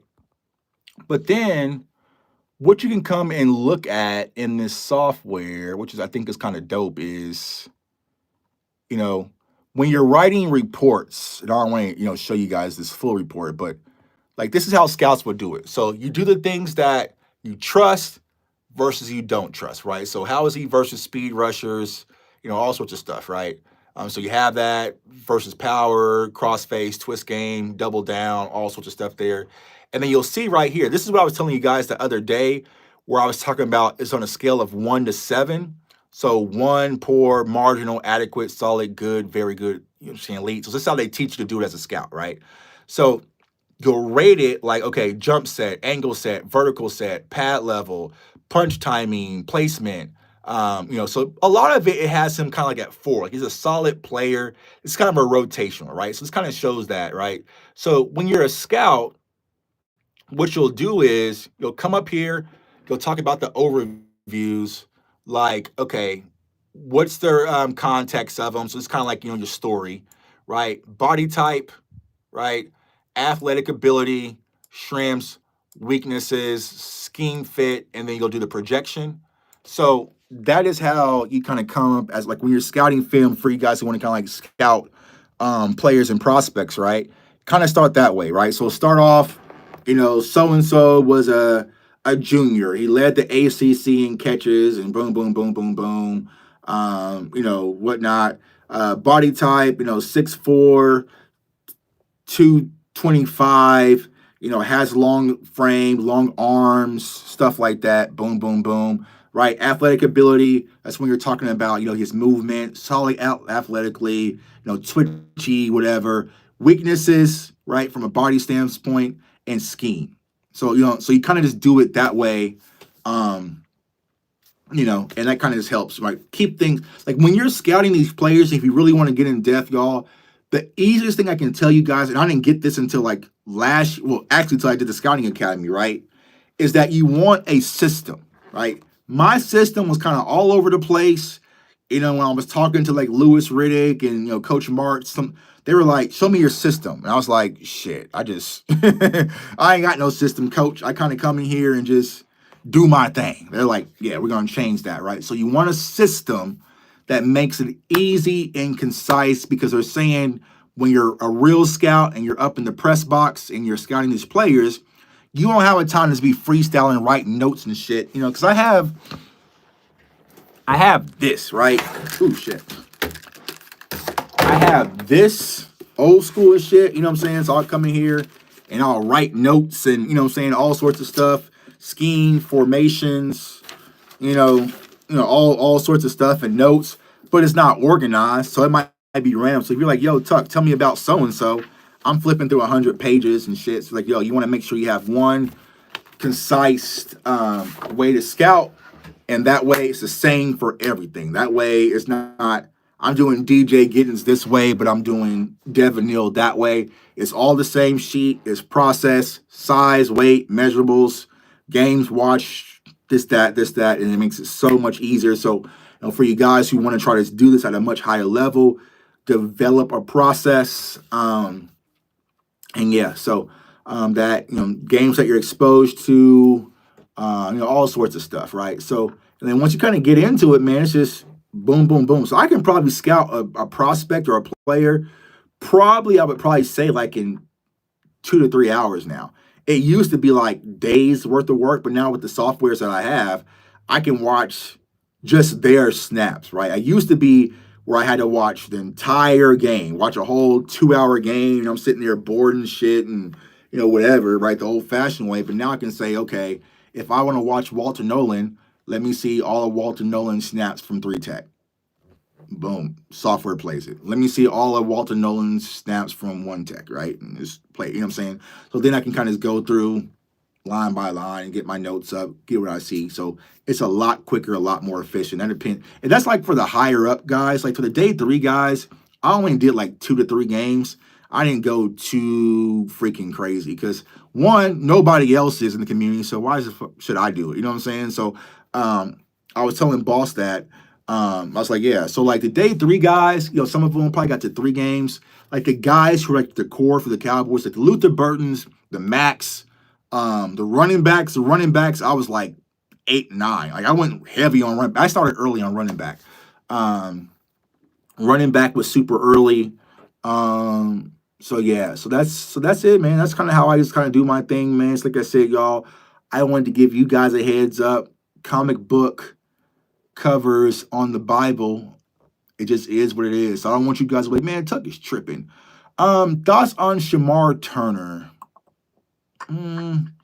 At 12 or just in general? What's wrong with my internet, bro? I gotta do this. Thoughts on him as in what the notes say for Turner. So let me pull up my notes.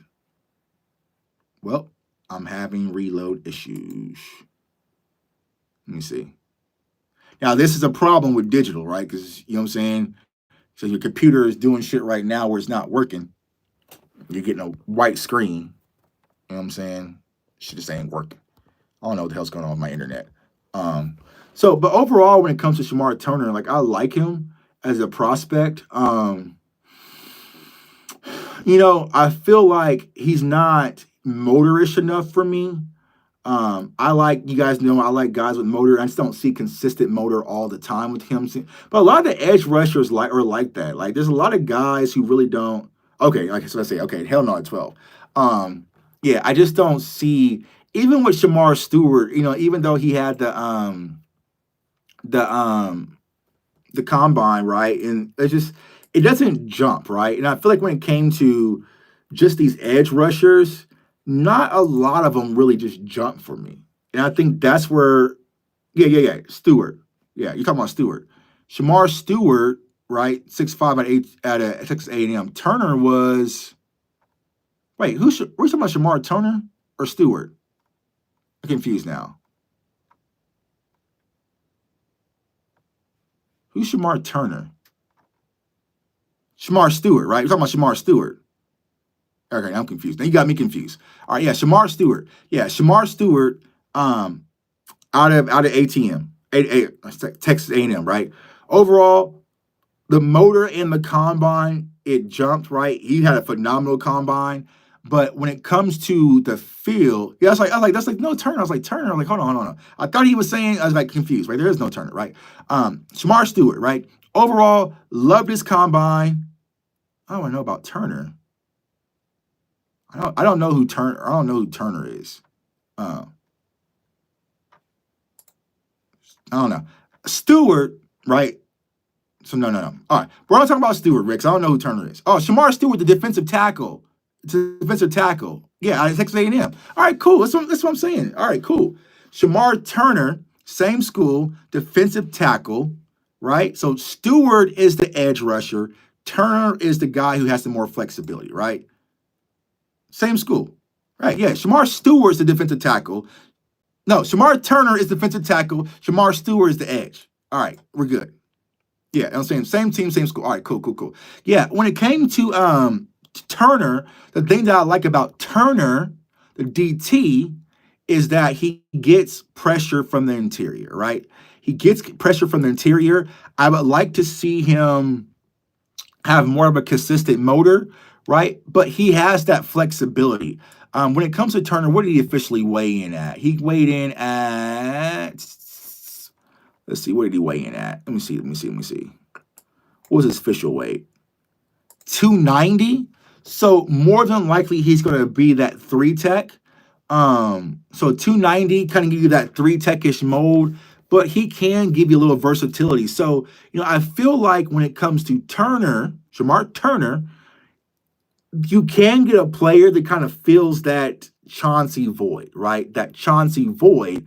I also think that when it comes to Turner or just that Chauncey void, that's where I was talking about Elijah Roberts as well. So you possibly could get Elijah Roberts later. But if Shamar Turner is there, yeah, it's confusing as fuck. Shamar Turner is there in the third or second, third. I'll probably take him third, right? I think as of right now, I have a third or fourth round grade on him, which will probably be fair for him. But, I would consider him because you have that flexibility of him being 290. He has some upside potential defensive tackle. And I think the one thing that I really liked about him is that he gets interior pressure, but it just wasn't consistent for me. But it's more than enough to be rotational, right?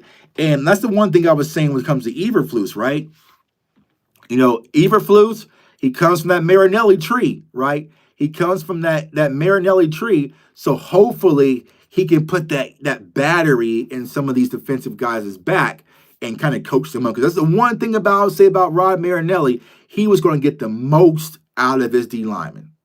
You know what I'm saying? He's going to get the most. If you only had 60% ability, he was going to get 59% of it. You know what I'm saying? So I think that if Eberflus is able to channel that a little bit, I think you can see some upside with Shamar Turner. Shamar Stewart, right? A&M. Love his combine. Don't love his film. Didn't jump on film, but at the combine, he jumped. Like he was just, I don't know. So me personally, at 12 for a Stewart, I don't know. It'll probably be a no for me, to be honest with you. But I think that there is some upside potential for Shamar Stewart, but also Turner. If I think that who would be a more of a pick for the Cowboys, it would be Turner over Stewart. Both A&M. And yeah. So yeah. But they also had Nick Scorton too out of Texas A&M. So they had some edge guys, right? They had some edge guys. Nick Scorton was like what 257 overall. But he really didn't jump, so it's gonna be interesting to kind of see all those things. Donovan, and I butcher his last name, Ezekiel Raku, right? He is going to be an interesting prospect, right? Out of Boston College. I played against him. Actually, I can talk to. I'm going to text my guy, Will. You know what I'm saying? I'm going to text my dog, Will, because he was coaching at Boston College last year. And he'll know about him. He'll know. Let me see. Hold on 1 second. Okay. All right. So I'm going to ask my dude, Will, because he coached at yeah. All right. So Kenneth Grant ranked high. Why is Kenneth Grant ranked higher? He seemed like the perfect fit for the Cowboys, by the way. Yeah, I think Lou just did a film session on Kenneth Grant. I like Kenneth Grant. The only reason why I didn't do Kenneth Grant film because I didn't want to hear y'all mouth. I know y'all long enough. And if I talked about drafting a DT out of Michigan, I already saw the comments. It was bad enough on Mason Graham. That's why I got Mason Graham out early before Cowboys fans even complain. You know what I'm saying? I did Mason Graham like back in October. You know what I'm saying? Go ahead and get out the way, right?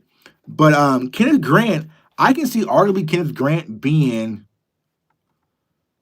one of the best defensive tackles in this class, right? 331.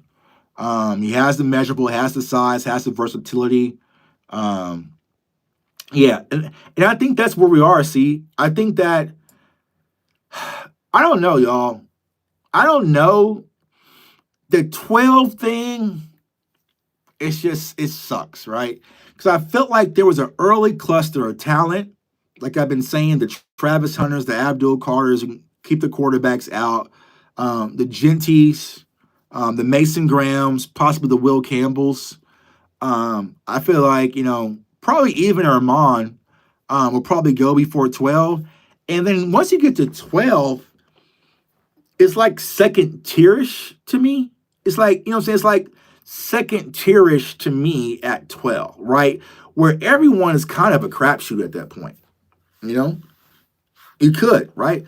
So it could be a situation where you take Matthew Golden, but you really fucked up because Emeka Ibuka that went 22 turns out to be the better wide receiver.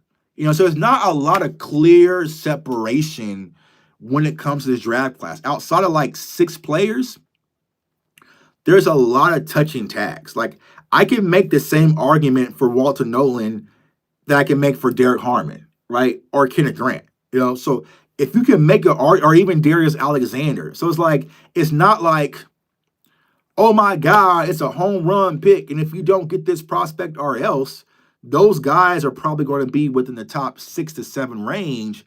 And after that, it gets crapshooty. You know what I'm saying? It's very crapshooty, right? And especially at the wide receiver market, the cornerback market is more chaotic than ever, because I think after Travis Hunter, like I said, Travis Hunter's number one everything. But after him, you can argue Will Johnson, but you can argue, Jahdae Barron.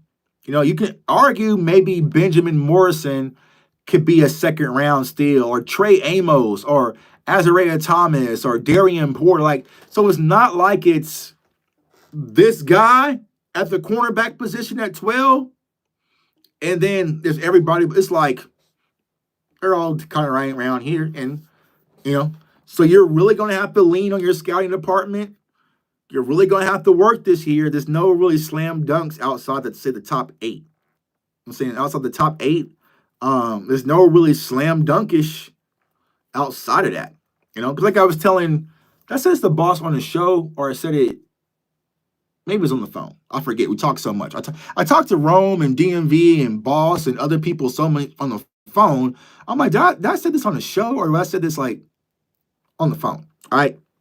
But when it comes to just getting the best talent, BPA, it leaves a whole can of worms open too. Because even the tight end market, I haven't talked really about tight end besides Warren, but you can say Colston is tight end 1.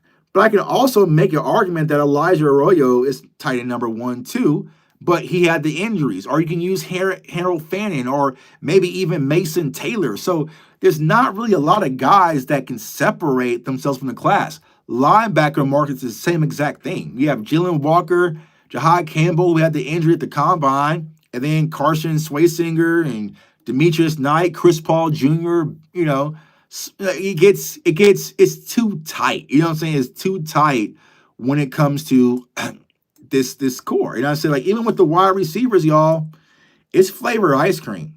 It really is flavor of ice cream. And you can make an argument.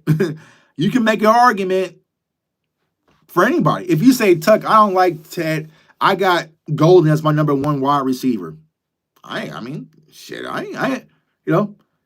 really like Golden. I got Emeka as my number 1 wide receiver. I don't really like Emeka. I got Luther Burden. No, Tuck, I think Trey Harris is my wide receiver number 1. Actually, no, Tuck. I tell you, Jaden Hickens is going to be. I can't strongly be like, hell nah. You know what I'm saying? Last year, you could say hell nah when it came to Neighbors and Harrison. Hell nah. You know what I'm saying? You can clearly say that.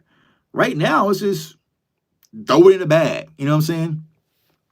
Scouts are working overtime this season. Whatever team drafts well is really earning that check. Yeah, you have to really lock in this year because there's not a lot of separation. There's not a lot of separation. You have Ward, you have Hunter, you have Carter. Me personally, I'm a Shadur fan. I think he's going to be talented, but he is low ceiling.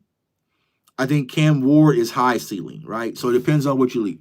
High floor, low ceiling Shadur, right? Or high floor, low floor when it comes to Cam Ward.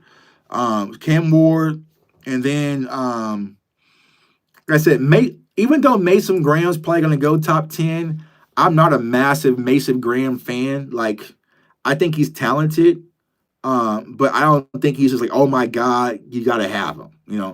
I don't think he's, oh my God, you got to have him. Because if I'm thinking top 5, top 4, like where some people are maybe top 6 for Mason Graham, I need almost an Aiden Hutchinson type impact. I need someone that's like disruptive. Would I have Mason Graham over Jalen Carter? No. You see what I'm saying? What would be your dream scenario for the draft this year? My dream scenario would be that Cowboys fans have been through enough and the sports gods finally bless us. Genty falls to 12. All right. Genty falls to 12. And for some odd reason, scouts are working overtime. They go brain dead, and Luther Burton slides to 44. That would be my, oh my God. That would be orgasmic, right? If you told me I can get Genty at 12, Luther Burton at 44, that would be my best scenario. Yeah, Chris, not even sure Tet falls. That's the problem, bro. Think about this. You know how there was a knock, right? If Kyle Pitts went top 10 in a draft that had and that draft class was loaded, right? That class was loaded, right? If Pitts went top 10, I think that people are going to draft Tet just from FOMO alone because they are afraid of missing out. You know what I'm saying? I think they are just going to be afraid of missing out of the 6'5" freak. And what if we're wrong, bro? What if we're wrong? What if he actually loves football? And what happens if he actually turns to be like Mike Evans or something like that, right? I think teams are willing to roll the dice and take that risk. Now, me personally, when it comes to this wide receiver corner, I'm going to jump real quick because Mama Tuck is calling. When it comes to this wide receiver room, and I've been saying this to y'all, if we needed a wide receiver one, we didn't have CeeDee Lamb, I would be extremely nervous about a lot of these prospects. You know what I'm saying? I would be nervous about a lot of these prospects if we need a wide receiver one. I think that our safety net is whoever that we draft, whether it's Tet, Ibuka, Golden, 5 targets, 6. So that's why I question y'all, is it worth it to go wide receiver at 12 if they're getting 5 targets, 6 high end, maybe an occasional game they get 13 or 14, right? But is it worth it? Because I've said this on Twitter, right? Is that if you were to take, let's see, Jack Beck, right, out of TCU, right, going back to his film at LSU, good separation, fits the Dak mold, 6'1", 214, crispy route runner. Could you get him in the third and give him those 4 or 5 targets and be perfectly fine? You know what I'm saying? So is it a name that Cowboys fans might be, oh my God, we got him. You know what I'm saying? Try getting more than 5 targets on third down in the red zone. You're going to get him. Yes, because it takes pressure off of CD, right? But here's what I'm saying. I see you guys' point, but Here's my philosophy. You have Dak Prescott. Your number one option to your offense, if you haven't been lying to me all off season, should be your new running back, right? So if you go get Judkins, let's say the Cowboys get Judkins in the second round, well, that should be 25 touches right there. All right. So you get Judkins in the second round, that should be 25 touches just right there. All right.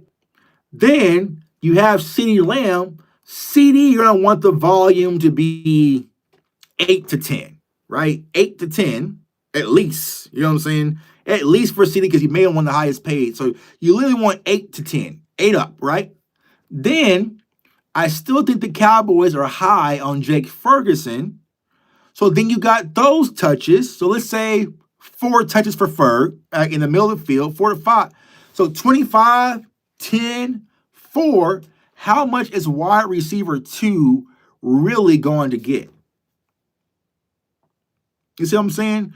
Because I don't think the way that the Dallas Cowboys organization really is, right?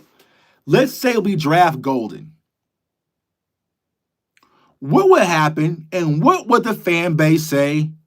What would the media say if CeeDee Lamb was getting 4 targets because he's getting all the double teams and Golden's getting 11 to 12 targets?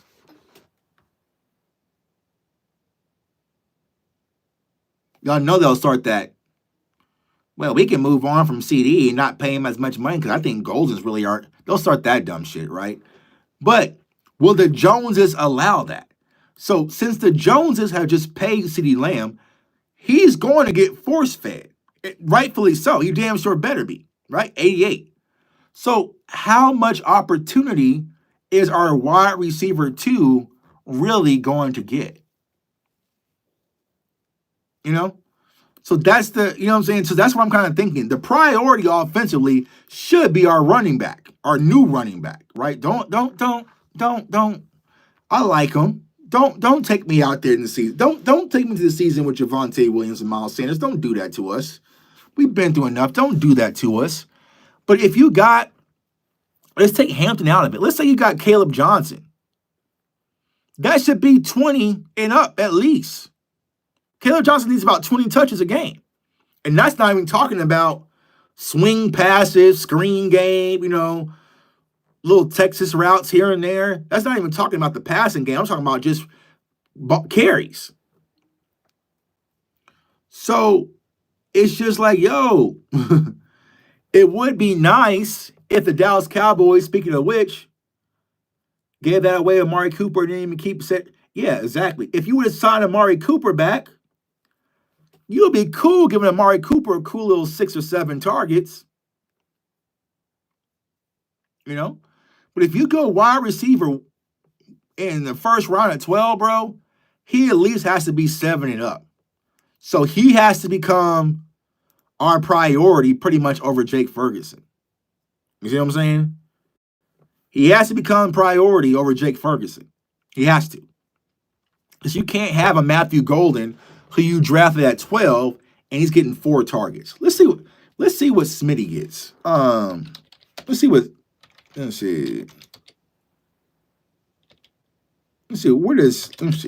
Actually, let's do it this way. Let's see what Jordan Addison gets. Now, granted, we had a game where whatchamacallit went down. So Jordan Addison, week 1, got 3 touches. So we got 8 targets, 6 targets, 8, 9, 12, 6, 9, 8, 5, 5, 3, 5, 8, 4, right? So we had a total of 108 targets. 108 targets, 66 receptions. So let me ask you guys this, right? Jordan Addison, what did he win? He went, he was 23rd pick, right? Jordan Addison, 108 targets, 66 receptions, 9 touchdowns, 118 motions. That's nice, right? And then what was his yardage? What do you got for yardage? 904 yards. So if you can get that from wide receiver 2, then I would say that is 1,000% worth a 12th round pick. If you can get a Jordan Addison type return on your investment at wide receiver 2, then that works, right? 9 touchdowns, 66 receptions, right? 904 yards. I think that's worth it. But the question I ask, do y'all not think Jalen Tolbert could get that?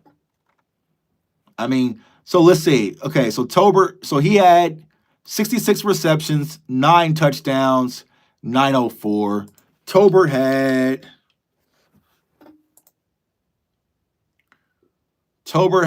79 targets, 7 touchdowns, and 610 yards.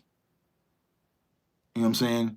So I would think that if you can tell me I can get Jordan Addison type return on my investment at 12, then yeah, I'll take wide receiver. But it can't be anything less than that. He has to be featured. He has to be featured. He has to be featured in our offense. He can't just be an afterthought, you know? Now, would you rather have that or let's see, let's look at who was a young, trying to think of a young running back. Last year's class was kind of man. All right, so let's say that, right? So let's say Jordan Addison, would you prefer to get 904 and 9 touchdowns, or would you prefer to get 1,100 rushing yards, 8 touchdowns, and 5.3 yards per carry? You see what I'm saying? So that was Bucky Irving last year. So it's like, where's the real? And he only had 4 starts, right? Bucky Irving that shit only 4 starts. He a bad man. I wanted Bucky Irving so bad last year. God damn it. He did that shit in 4 starts, y'all. Bucky Irving did 1,100 yards, averaged 5.3 yards a carry, 8 touchdowns with only 4 damn starts. But we got Trey Lance, though. That's cool. I mean, hey, we got Trey Lance, though. And see, y'all want to see the difference of a ball player. So I showed y'all Sadiqa Charles earlier, right? This is what a ball player looks like, y'all. You see all that green? Y'all see all that green? Y'all see all that green? Y'all see all that green? That's a ball player. You know what I'm saying? What do you get? Blocking, right? Pass blocking. He wasn't going to be shit in play. You know what I'm saying? That's a whole lot of green. I need players with a whole lot of green for my colorful chart people. You see what I'm saying? It's for my colorful chart people. I need some more green. You know what I'm saying? I need some of that green. I need that Getty green. You know, all that red they've been go get. I need some more green, right? So it's like, okay, would you prefer to get 1,100 yards, 8 touchdowns, 5.3 yards a carry, or, so granted, Bucky Irving was, drafted in the 4th round, so you probably could get that, but you have to go get a run game, bro. The run game, a real running back, no slights to the guys that we have, has to be your number 1 priority. That was Bucky Irving. Bro. That was his chart, all that green. But we got Trey Lance instead. You know what I'm saying? That was Trey Lance's chart. Hella green. You know what I'm saying? And you know what's funny, right? So going back to the colorful charts, right? So why Bucky Irving fell to the 4th round? Because of his combine was all red. So the scouts came in here, looked at this, and saw all the red, all that, right? Only for him to turn the hell up when he actually put on the football pads. You see what I'm saying? He put on the football pads. My dog Bucky Irving. You know what I'm saying? Once he put the pads on, he was good. He was Gucci. This is why he can't just go off the combine. You know what I'm saying? Don't even go out the combine. So, so overall, y'all, we'll talk about the draft. We'll get to it. But we have to come out with a real running back this year, bro. We have to. It has to be the number one priority. If we don't come out with a real running back this year, all this stuff, hey, they tried to feature Brandon Cooks, and what did he do? And Tolbert couldn't even get targets from Cooks. Um, so honestly, I'm not sure if I ever told y'all this, Chris, but that's why Mike McCarthy and Will McClay had a divide, because Will McClay was upset about the usage of Brandon Cooks. I think Brandon Cooks even went out and said this publicly, right? So it's not a tuck secret. So I think that's what the divide was. But Brandon Cooks was hurt anyway, bro. Like, you know what I'm saying? So, Rico had almost 1,100 yards, 4.6, but only 2 touchdowns. Yep. Mm-hmm. Yeah. And I think Rico did well with the opportunity that he had, bro. But Rico just didn't put. Here's how crazy it was with Rico, right? Mike McCarthy was anti-Zeke, right? And a lot of y'all are probably anti-Zeke, right? And people call me a Zeke lover because I had, between him and Royce Freeman, I had no freaking options, right? But even as anti-Zeke Mike McCarthy was, even when we got into the red zone late in the season, Mike McCarthy was pulling out Rico and putting in Zeke. Y'all remember Rico had those fumbles, you know what I'm saying? You know what I'm saying? So you remember, even in the trenches, Mike McCarthy was pulling out Rico and putting Zeke in the red zone because he had those fumbles. You see what I'm saying? So, it's just one of those things where, like, Rico was a great story. I wish him the best in Carolina, but he wasn't this. He wasn't this. No, he wasn't this. He wasn't Bucky, bro. And that was just Bucky in the run game. That's not even talking about the passing game. He had 398 yards in the passing game, 49 receptions. You see what I'm saying? So it was just like, you have a player that when it gets cold and you have to go to Philadelphia in December, or go on the road to San Francisco, it's good to have a running back that you can just lean on to get us the hell up out of here. Get the hell up out of here, bro. You don't need to be throwing a ball around when you're playing in Buffalo and your hands are frozen and all sorts of stuff. You know what I'm saying?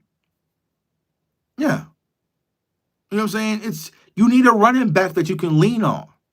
You need a running back that you can lean on. You need a running back that you can lean on, and we just don't have that. We don't have it.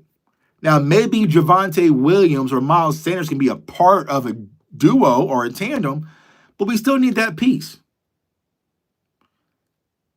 What the hell is this dude trying to spell? E-R.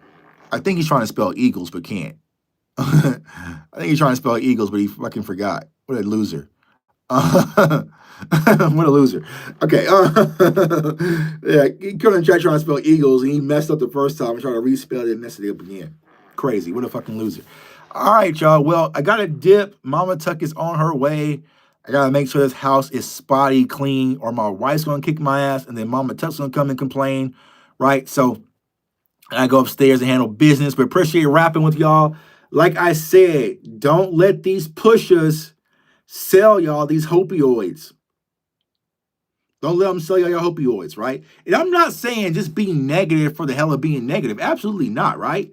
But when someone's selling you a bunch of positivity and it's just nonstop, pause and just be like, all right, dog. I get it. I get it, right?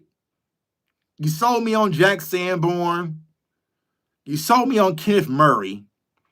But you're selling me on Sadiqa Charles and Peyton Turner and Solomon Thomas and Paris. Well, pump the brakes. You know what I'm saying? You are trying to OD me on opioids and get me all tripped out, right? So pump the brakes, right? I'm not saying hate the Cowboys, be negative. Always rep your team. Y'all know. Shit, y'all see me right now. Still got my Cowboys shit on with they sorry ass, right? But you're not going to just lie to me and sell me opioids just because I'm desperate. You know what I'm saying? Oh, you're not going to sell me just because I'm desperate. I'm not that desperate, right? So when people sell you stuff, make them show you the film. If you watch a film session and all you see is negative, say, yo, where's the positive clips? If you watch a film session, all you see is positives. Yo, where's the negative clips? I show you the good, the bad, the ugly. You see what I'm saying? I always show you all the good, the bad, and the ugly. Here's what Sadiq Charles does well. Here's what he struggles with. Take it or leave it. You know what I'm saying? Take it or leave it. And that is what it is. But you guys know, there are people in this community who love y'all, who respect y'all, and love this team. You know what I'm saying? I'm a true Cowboys fan. I'm a true Cowboys fan, y'all. Y'all know I'm a Dallas Cowboys hard hitter. So it's all my hard hitters out there. You know what I'm saying? I'm a Cowboys fan, dog. Y'all don't see no backdrop. I don't have the green screen shit over here. It's all Cowboy stuff in mine. You know what I'm saying? And this is just my studio. It's not even my man cave, right? So I ain't got to put a green screen up. Tuck ain't got to put no, that's Jason Witten. Dope ass CD drawing that my dog got me. You know what I'm saying? Cowboys helmets, Fanatics helmets, select the Fanatics. I got Cowboys books. You know what I'm saying? Got Cowboys books and reading material. You know what I'm saying? I'm a real Cowboys fan. But I still cover this team in an uncompromised and unbiased view. Speaking of Cowboys fans, yo, I gotta get rid of this shit. I'm gonna give these to y'all. I need to send them out. I need to send these out to y'all. We're gonna do a giveaway next random live stream because they're just sitting here collecting dust. So I got these Malik Hooker's autographs. I've been sitting here for the longest. Still got Neville Gallimore. He's gone. Dorrance Armstrong. But I got the one that you guys probably really want. Let me see. Even though it's old 30. You know what I'm saying? Even though it's old 30. My dog Wanye Thomas got a bunch of these autographs here that they gave me. They gave me these before we lost to Green Bay. These have been sitting here since we lost to Green Bay. You know what I'm saying? But I got to get these out, man. So next show, when I go live, remind me. I'm going to give some of these out to y'all. Just tweet me your address or whatnot, and I'll just hit the mailbox and just get these all sent out to you because they just sitting here collecting dust. You see what I'm saying? Yeah. So yeah. So that's what I'm talking about, y'all. It's just like, real Cowboys fans, and we always just going to speak right for our team because at the end of the day, I want to win just as bad as you guys, man. So comment, like, subscribe. Follow me on all social media platforms if you haven't already. Turn that notification bell. We got more film sessions coming out tomorrow. We're going to do Walter Nolan. You can send me mine to the garbage can. Okay, appreciate you, dog. Walter Nolan film coming up. We said Torrey Horton. I got a few more players we're going to do film sessions of. And we are going to keep being active, man. Oh, and keep it on the low, right? I'll tell you guys this, but the Wizard will be in Green Bay at the NFL draft. So I'm all got flight confirmed. I got hotel confirmed. The NFL reached out to me, like I told y'all the other day, and they're like, "Yo, do you want to be at this? You know what I'm saying? At the draft." So I will be there at the NFL draft, giving y'all that live coverage behind the scenes at the NFL draft, doing what the Wizard does best, man. Chris, thank you, Tuck. You are a breath of fresh air. We appreciate you trying to educate Cowboys fans, but everyone knows you're a hardcore Cowboys super fan. That's always been obvious. That's 1,000%, man. That's 1,000%. Yeah. Y'all shoot him up, right? 1,000%. I'm a diehard Dallas Cowboys hard hitter first, So that's when people say, oh, Tuck is negative. He's not a real fan. You guys saw me stand in a playoff game at San Francisco in a sea of red by myself. You see what I'm saying? I was in San Francisco by myself, standing in a sea of red. I didn't have a bunch of people with me. I didn't have a group. No, I went solo. First time I ever been to San Francisco in my life. Cool, fun stadium. Right? Went to Tampa. Me and my mama Tuck went to Tampa. You know what I'm saying? So, took my wife last year to a preseason game in Vegas. So all the people will say Tuck's negative. He's not a real Cowboys fan. Like I said, y'all don't see no green screen, bro. Y'all don't see no green screen. I ain't got no green screen up. I ain't got no backdrop up and shit. I'm a real Cowboys fan, bro. I can take y'all out to the cave. See pictures of me and Leon Lett. See pictures of me and Rob Marinelli and pictures of me and all sorts of shit, bro. Like I'm a real Cowboys fan first, and that is my superpower. All right, that's what makes me. That what provides me my gift. I couldn't cover the draft like I cover it for the Bengals. People ask me. People ask me, but you know what I'm saying? People ask me to do so, but I just not. You know what I'm saying? It's not. You know what I'm saying? So yeah. So dog CMT now daughter has a play. Yeah, man. It's daughter is family time, man. It's father time. And like I said, my daughter is flying in from college. She don't get in until 10 tonight. But we're getting like my mom wants like this big ass sign. Like Mama Tuck's going overboard. I mean, she's coming up. So when I came home from college, I didn't get none of this shit. You know what I'm saying? So my mama wants to make like a little poster boards and welcome home Talia and all sorts of stuff and have streamers and stuff. I ain't get shit when I came home for college. I ain't get nothing. So why we gotta put on a whole damn party? You know what I'm saying? But it's cool because, like I said, y'all, when your kids get older, like mine are, like my son, he graduates, my middle son, he graduates next month. And so, man, when your babies start leaving, it just changes everything. But, you're not the grandbaby. I'm not the grandbaby. I ain't getting no streamers. I ain't getting no cake. No nothing. My wife's getting a cake. Welcome home. Bro, she ain't been in the military. She's been for her first year of college. You know what I'm saying? Yeah, like she been over in Vietnam or some shit. She just been in college. You see what I'm saying? But hey, welcome back. Welcome back. Welcome home. You made it for your first year of college. You got 3 more years of doing it, right? But my middle son, he's graduating this year, but he's going around the corner. He's going to represent his dad, and he's going to Kansas. He's going to KU. You know what I'm saying? So he's Rock Chalk Jayhawk. Now, my youngest son, y'all have to pray for him because he's smart as hell, but he's lazy. Like, he's my smartest one. Like, my youngest son, Jalen, the one y'all see me playing video games with all the time, he is my smartest kid. Honor Society, just a smart ass, but he's lazy as shit. You know what I'm saying? He's National Honor Society, but he had like D's and F's last semester. Why? Because he just wasn't doing his homework.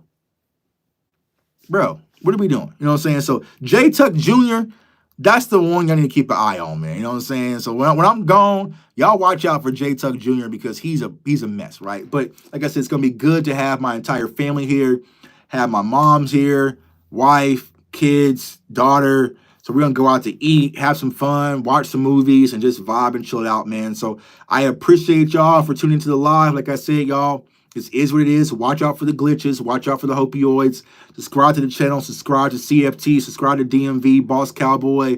The list goes on and on. You guys know who's really about the community, who's trying to do right by it. But we're gonna have to mix things up a little bit because people on steroids are not playing fair. So shit, call me Jose Canseco. I want everyone to stay safe, stay blessed, stay encouraged, and go draft me a running back.